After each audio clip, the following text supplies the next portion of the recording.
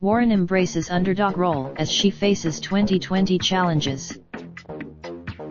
Boston U. Elizabeth Warren has spent much of the last decade as a leader of the Democratic Party's liberal wing.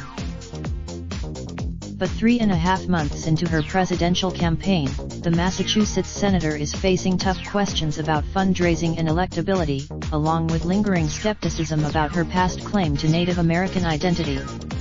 The longtime liberal, with the 69-year-old Democrat in the middle of the pack in early polling, her Boston-based senior advisors are implementing an aggressive if-risky strategy that calls on Warren to forego traditional high-dollar fundraising events and devote the saved time to interactions with rank-and-file voters. Advisors say her success or failure will help determine the direction of the Democratic Party in 2020 and, more specifically, whether Vermont senior Bernie Sanders. So far, Sanders has bested Warren in the few objective measures that exist: fundraising and polling. And while the first, another signatory, former New Hampshire State Republic Frank Heffron, New Hampshire voter Carrie Query, a 54-year-old administrative assistant who voted for Hillary Clinton over Sanders in the 2016 primary, said she's undecided this year but prefers Sanders over Warren so far. No one has an easy path to the Democratic presidential nomination, but few who expected to be in the top tier opened their campaigns with the same kind of stumbles as Warren. Laying the groundwork for her 2020 run, Warren released the results of a DNA test in October that showed strong. Warren privately apologized to the head of the Cherokee Nation in early February. But just a few days Warren allies also acknowledge her early fundraising, a strength in her Senate campaigns, has been lackluster as a presidential candidate.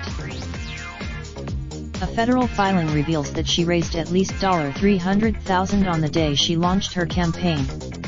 While not a complete, in the AP interview, Warren cast her fundraising challenges, including her move to eschew all high-dollar fundraising events, as a positive.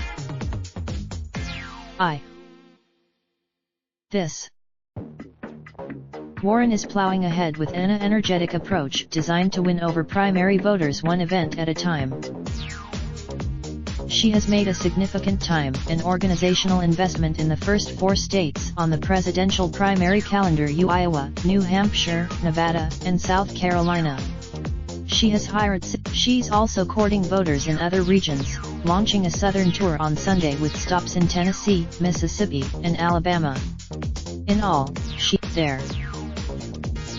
Warren is hardly the only 2020 contender showering time and attention on key states. New Jersey senior Cory Booker has Warren backers like Massachusetts Republic Joe Kennedy.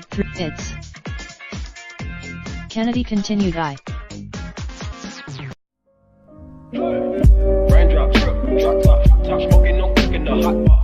Fucking on your bitch, yeah, that. Looking up, open the park pot.